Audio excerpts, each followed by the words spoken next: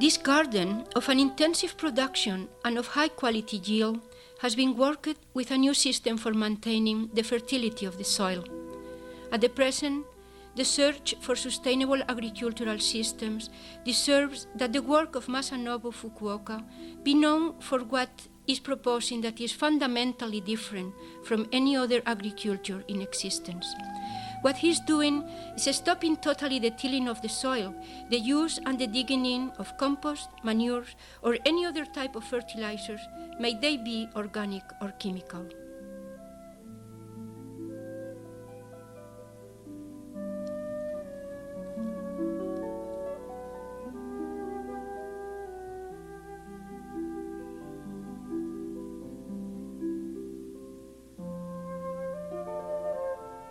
Fukuoka is a macrobiologist and farmer from Japan who in 1937 started a revolutionary agriculture that could be considered as the first agronomical reform since agriculture exists. I am a farmer living in France. My organic agriculture apprenticeship took place in California in the early 60s. The plowing, the tilling of the soil that I was supposed to do kept reminding me of the burnt, suffering earth of the Castilian wheat fields in Spain. I became interested in the work of Fukuoka in 1978 when I read his book. His work was living proof of the validity of my intuition that tilling the soil was not necessary. But the results that I had by imitating him were so disappointing that very quickly I realized the need to modify and to adapt his system to other cultural and climatic conditions.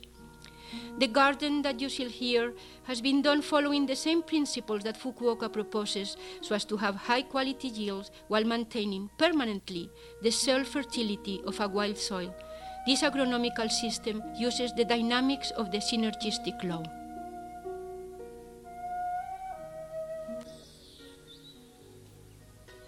The four principles of synergistic agriculture: no cultivation, no chemical or organic fertilizers, no chemical treatments, no compaction of the soil.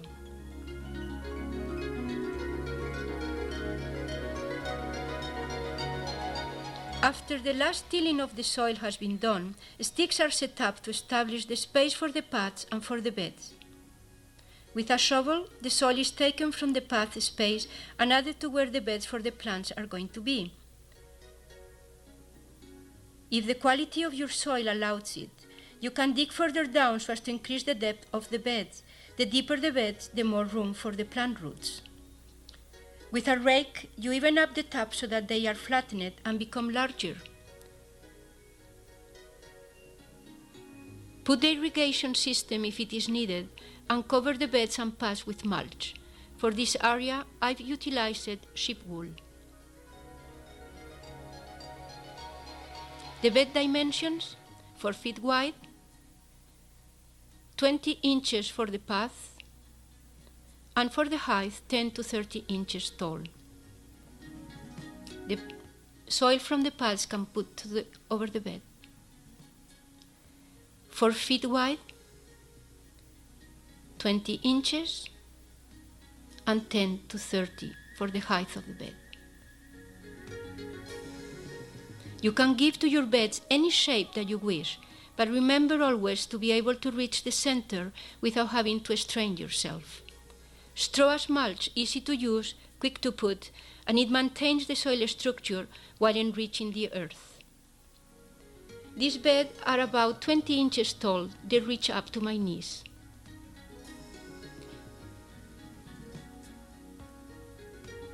If you happen to have heavy rains like here, the mulch raised beds protect the soil and plants from being taken away. The garden after completion of all the beds, the surface over 1 acre. Another way possible to prepare the soil for a vegetable garden or any other type of crop is making a sheet mulch, covering the soil with cardboard or any biodegradable matter like carpets. That prevents the established vegetation to come through. There are we are going to grow potatoes at the same time that we are eliminating a patch of thistles. It is not the crop that one grows in a field that uses up the fertility of the soil, but the cultivation, the tilling that is done to prepare the soil that causes the loss of fertility. With this agriculture, we stop all that work and simultaneously we bring to an end the need to compensate. We also stop compaction by the way we move around or by not letting the rain to have direct access to the soil by a lack of sufficient cover. Since plants synthesize matter from light and also are capable to do biological transmutations, we don't have to put back in the soil the quantity of elements that the plant has in its tissues. The plant only takes from the soil the minerals, trace elements, about 2.5% only of the total mass of the plant. The rest of her mass, the plants build it from light and gases. By leaving in the field any part of the crop that is not utilized, the plants will leave more elements behind in the soil than whatever they have taken. And besides, the constant activity of the soil organisms increases their fertility. Here we are going to harvest the potatoes, only by opening the mulch. Using the side of the bed for plants, marigolds are used through the whole garden to protect other plants from root nematodes. In spring, you can remove the mulch a day or two ahead so as to warm up the soil before seeding. Fava beans are also very much used for the spring garden. They belong to the nitrogen-fixing plant family.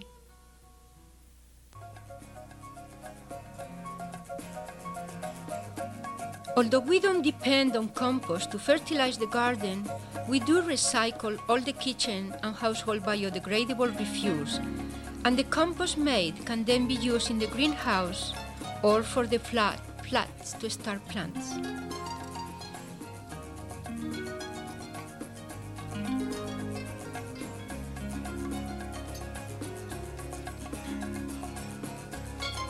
The work of seeding and transplanting in this garden was done totally by hand by 2 people during 2 months. Synergistic agriculture functions with combined action and cooperative force among all the elements in the system, and thanks to the simultaneous action of separate agencies which together have greater total effect than the sum of their individual effects, living matter knows how to create order from chaos. Only living matter has this characteristic.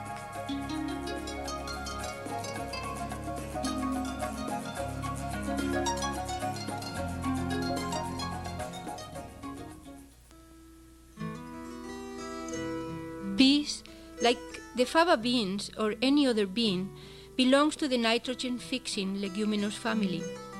We use these edible plants that have a symbiotic relationship with bacteria capable to fix the nitrogen from the air into releasing it to the soil. The air is 78% nitrogen. Here we are seeing how beans are being sprinkled with ashes lightly.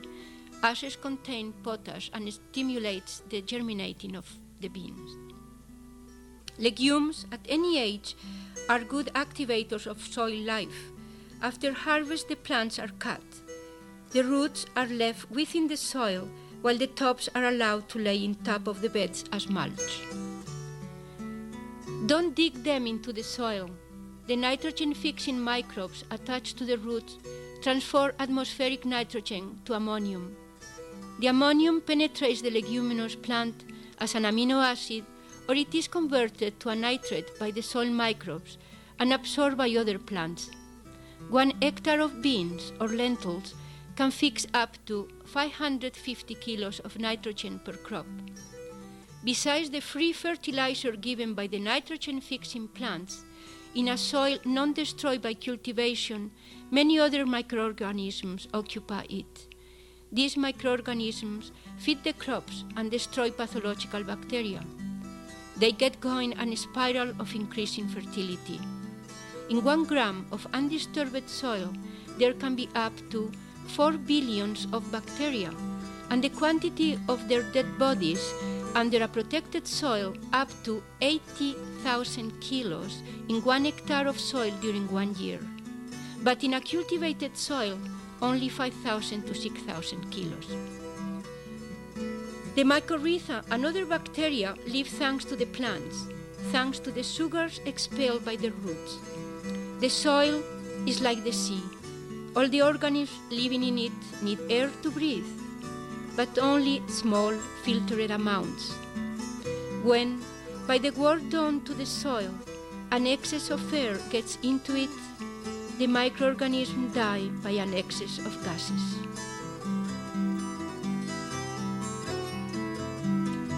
After all the fava beans will be harvested, the plants will be cut and allowed to decompose in the bed, the roots non-disturbed within the soil, the tops on the surface as mulch, as a green mulch.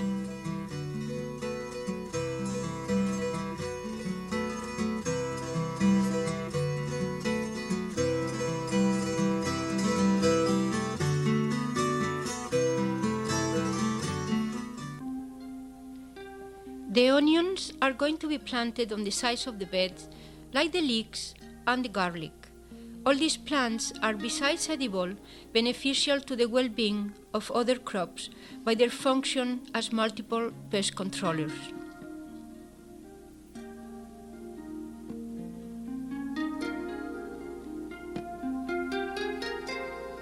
Here we are preparing the leeks for transplanting.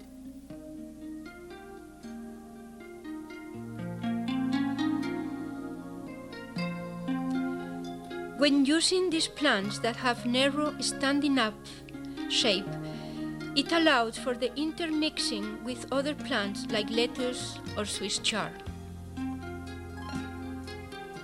The decomposed, nearly stable remains of organic matter is responsible for the transformation of nutrients from the mineral form into the soluble form that plants require. There are 2 kinds of humus, the microbial humus and the residual one. The microbial humus can be formed very quickly in a soil rich in microbial corpses and other substance inherited from the mulch and the dead plants rotting in the soil.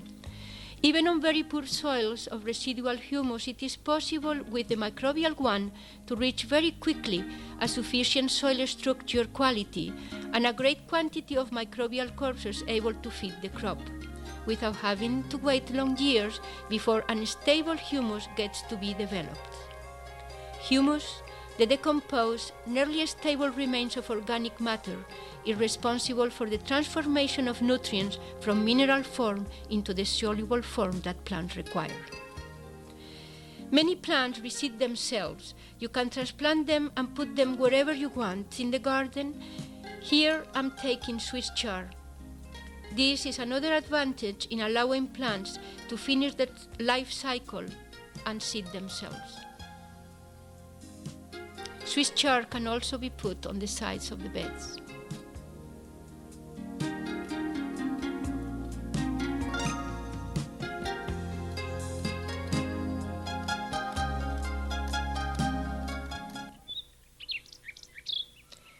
You can use grass clippings as mulch if you make sure that they don't have any seeds on them and if you let them dry up before using.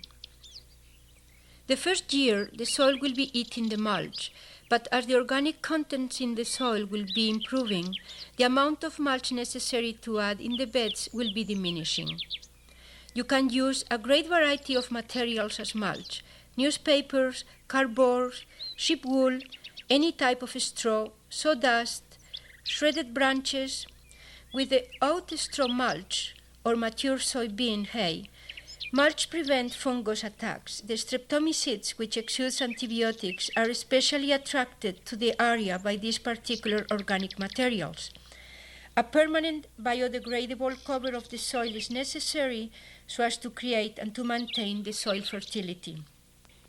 In nature, the earth keeps itself always covered, in the forest by a mulch of leaves and assorted organic scraps, or a living vegetable cover in other places. Forests create the best, most fertile soils. Here we have mulch in the path from shredded tree prunings.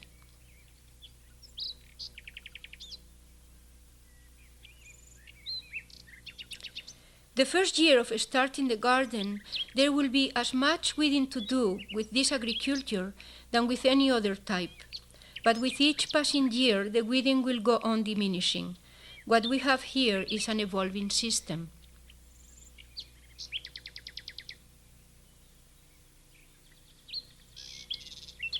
I got the Indian runner ducks as slug predators.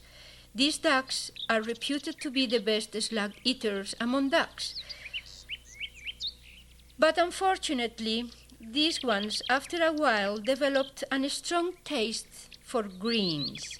Now they are no longer allowed to be free all over the garden. There are other predators for slugs: lizards, snakes, frogs, toads, hedgehogs, some birds. And there are even some kind of beetles that eat slugs. Here you can see at the bottom of the hole the little black shiny thing. You can also use copper strips that can be made into cylinders, and they are very good to be used just before one starts the transplanting, the first days when the slugs eat them most greedily. Near the kitchen door I made this spiral for the growing of aromatic plants. Here there are 3 types of sage: thyme, oregano, estragon, and in the north side, mint and parsley. At the very top, an nasturtium plant. Calendula protects all plants, but especially tomatoes and potatoes from nematodes. They can also be eaten. Another beneficial plant is wormwood. It protects cabbage from the root maggot and repels the radishes nematodes. Nasturtium repels the bean beetle and protects cabbages from black aphids and squash from their parasites. The leaves, flowers, and young seeds can be eaten. We are in July. The Swiss chard that you'll be seeing here are the ones you saw being transplanted end of April.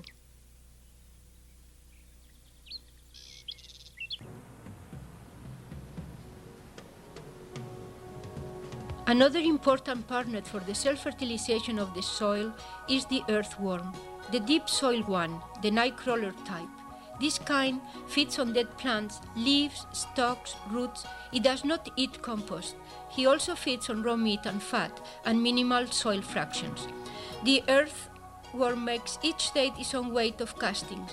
1 hectare, about 2.5 acres, of non-traumatized soil can produce more than 10,000 kilos of castings in 1 year. This corresponds about 5% of the total volume of the soil.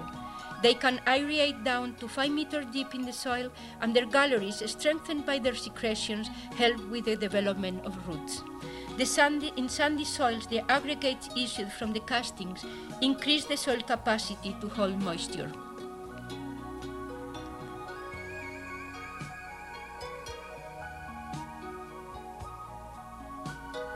When harvesting plants like lettuce, cutting them well above the ground allows the plant to grow again. And besides making it possible for harvest again, it will give dead plant material for mulch.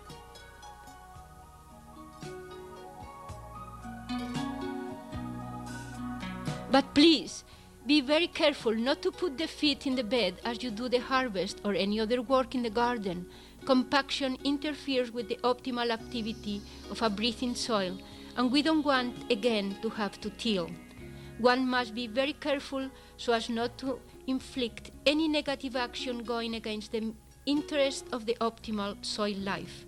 In this wild soil agriculture, it is essential not to make this kind of mistake.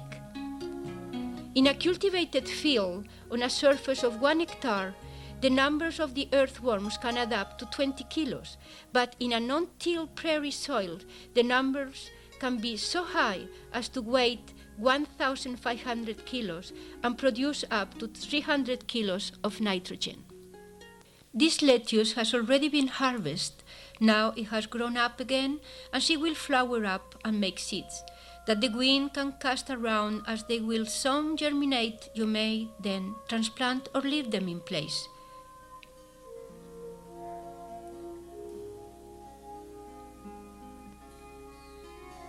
Marigolds are also very beneficial in the garden. They protect tomatoes from the white fly. Flowers are very important in this type of agriculture. They attract pollinizing insects, beneficial insects, predators. Besides, some have medicinal and economical value.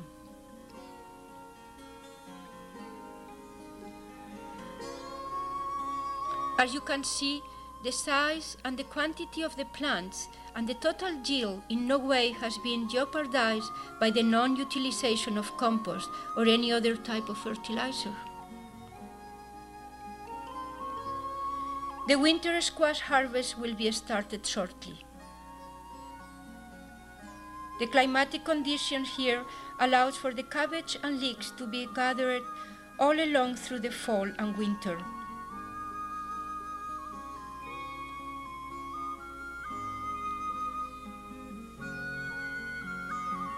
Leeks and lettuces on the sides of the raised beds. The leeks here are 3 months after transplanting. The lettuces had been transplanted as soon as the previous ones are harvested. These tomato plants didn't require any treatment so as to keep them in good health and give a good harvest. The carrots had been seeded too close together and need thinning. Waiting to do it when they are a little big allows for the harvesting of delicious, tender baby carrots.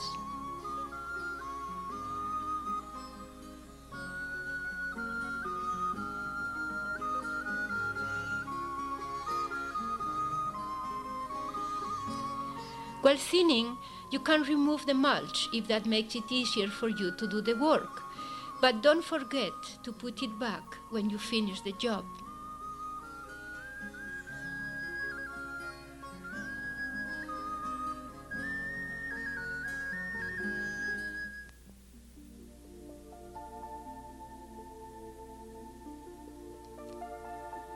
We are in the fall. Summer harvests are coming to the end. It is time to transplant more lettuces and leeks among the old plants that were allowed to finish their life cycle, reaching maturity, going to seed. Even if we won't use these seeds, next to them we are seeding and transplanting new plants. From the first season we start a continuous system in which plant diversity of types and ages constantly is occupying the earth. To live and be healthy, the soil needs the presence of roots, as much as the plant needs the light of the sun. When you want to improve the quality of your soil, put lots of plants with different kinds of roots. The richer in diversity your system is, the healthier your soil will become. But remember, allow the part of the plant that we don't utilize to die and to decompose where she has lived. The roots in the soil, the tops on the surface. Don't force-feed your soil. You will harm the capacity of this organism to feed itself, and you could precipitate health problems linked to indigestion that will manifest in the plants you grow there being sick. The soil is an organism capable to keep itself in good health. Soil and plants make one indivisible system. It is up to us to know how to relate to this organism, rather than what so far has been done, which is forcing the soil to accommodate itself to whatever has been established by farmers and agronomists as to be the best way to extract yields from the soil.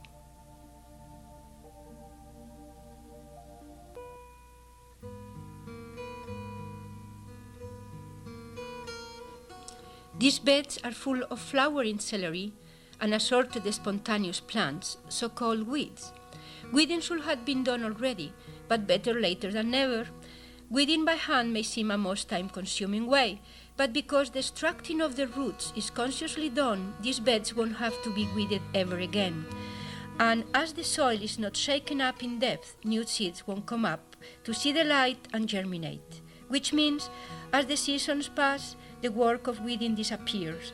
In an evolutive system, one never repeats exactly the same action the following year at the same place in the same time. Everything in a garden can mulch. Just make sure the roots dry up in the paths before using them as mulch.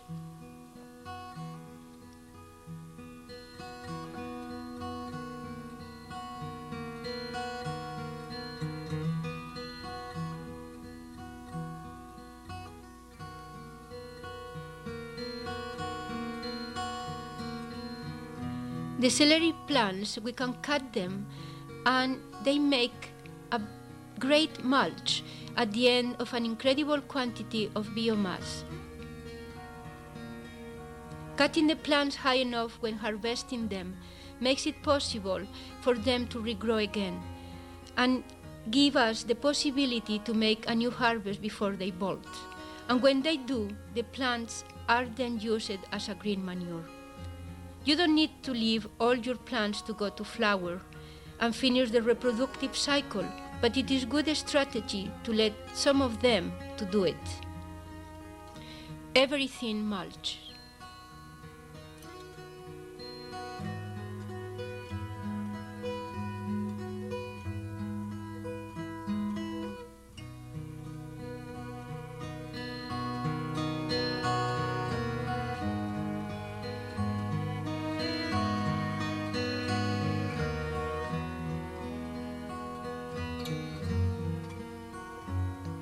Further reading relating to this agriculture, besides the Fukuoka's books, Soil and Erosion by Mark Bonfils, Biological Transmutation by C. Louis Kervran, Permaculture by David Holmgren and Bill Mollison.